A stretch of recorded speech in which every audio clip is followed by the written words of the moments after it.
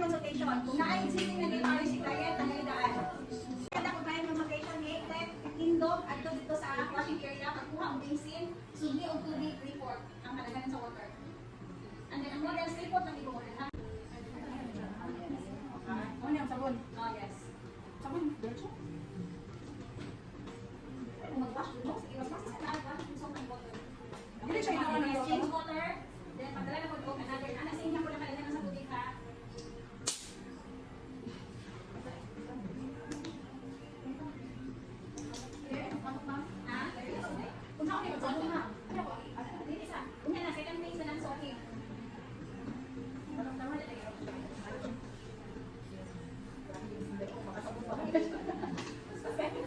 Ganda lagi dyan. Lagi. Kulusot sa lupa. Ikaw man, ala siya. Okay, yes. Apply lang sa iba. Pwede. Okay, and next is, okay, and next. So, next is, isa yung partner, si Mang Obrador, no? Ayun.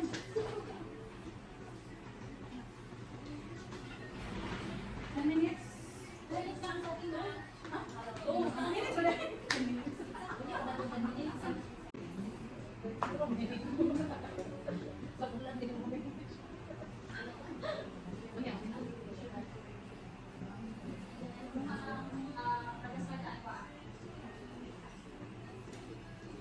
Okay na? Magaling ka? Okay. Hindi ka share ko ang magaling.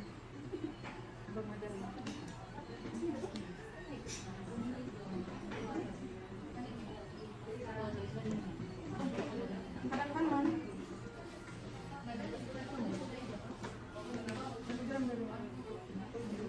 One scoop.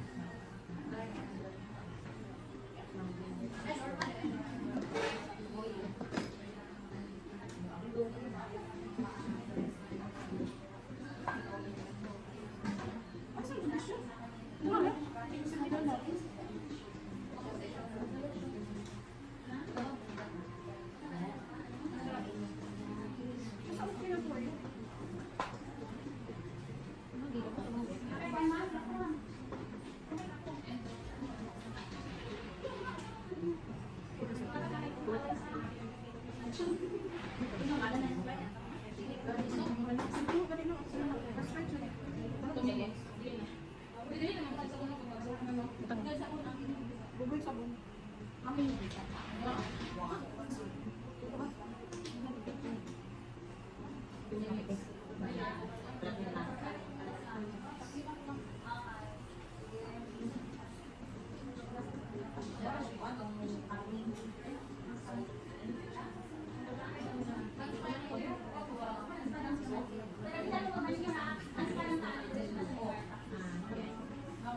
Okay na? Sige, wash. Rinsing mo. Yan, okay.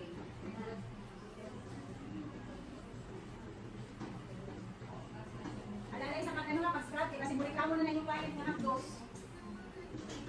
Gising ka rin siya? Pag sensitive ang skin, half-dose, tapos salt na siya. Tama dyan mga bako. Promise kayo, tanggalan na yung wash and hands kayo mga kayo. Ang kamot na diskraban. Optional naman, isa tangag, dili sa tangag, massage. I-coat lang ninyo ang kamot o hand lotion.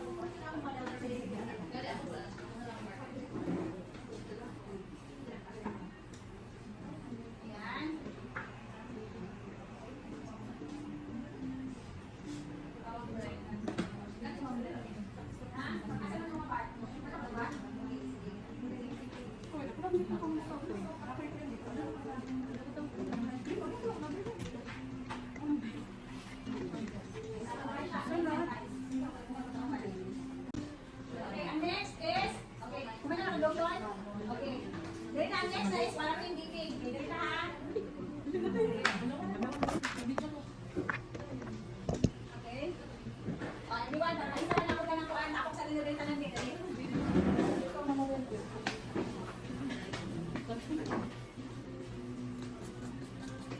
Okay. Isa na yung first na ano mo dito. Ikaw ang kailangan. So, isa na. Okay.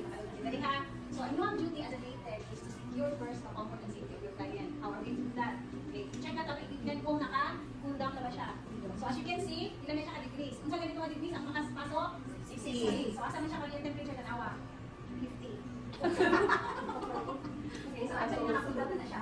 Then after that, after checking kung naka-cool down na siya, so good na ta. Dire, second na way para ma-secure na to ang safety sa compliant is to check the mismo sa temperature. Use your pinky, i-dip siya. So, paano kasi compliant good na ma'am, i-check sa naka-temperature, okay lang ba siya ha? Okay lang sa ako, kahit na tayo guys, okay lang po siya sa iyo. Okay lang ma'am, okay lang, okay. Hindi nga siya okay po secure. Okay, nag-check.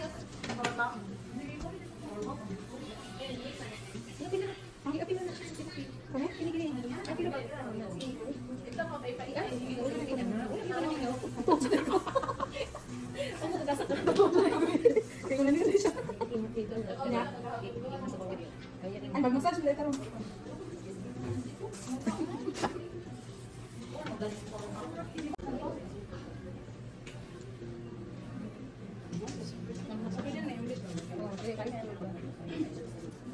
Ano dahil? So, ganito. Sugar at saka. Ano rin ko kayo? First ko kayo. Hilot na gano'n. Eh, ano sa spread sa product na. I-relax mo muna. Okay, gamit ang ano, upward circular motion. Tapos, lie down. 3 to 5 strokes.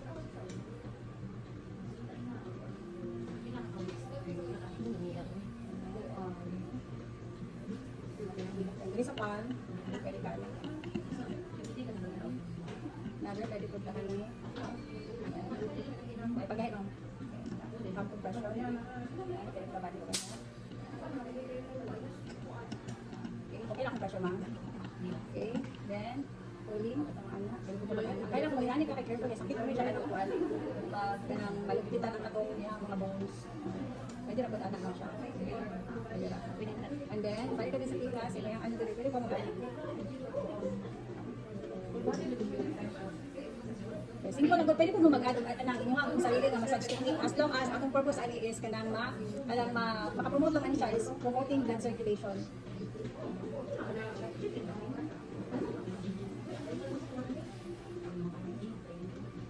So kung nag-end ka o ganang kuan, kung nag-end ka o nag-start ka sa effleurage, okay, mag-end po ta o effleurage. Okay, so like for example, naganina, nag-anak ka. For example, namilit na ka ganing mga kuan, katong sa scrub. Namilit ako ha, akin pa nag-oil pa, yung gamit is oil. At the end is tanggalan din ang residue sa oil ha. Kaya kasi parang lamuhan, look client, mantika ang oil. So, ato na siya tanggalon. Okay? Yes, alright. Pagalitan na kayo. Ikaw na lang tayo.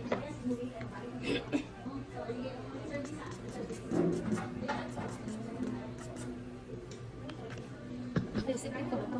Secret ko ba? Sa video.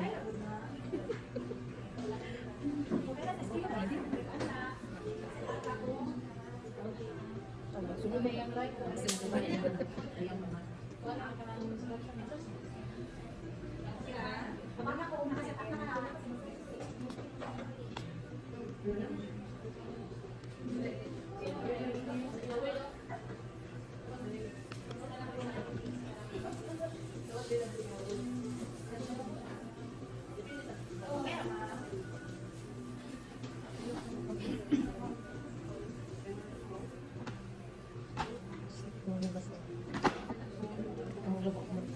Tama rin yan. Dapat ko tayo.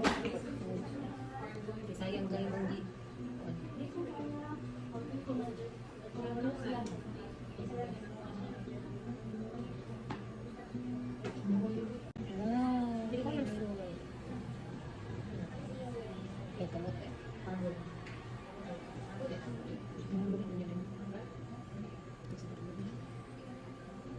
Kapit tayo lakarin.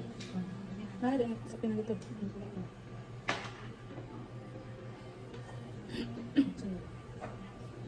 Baloy yan.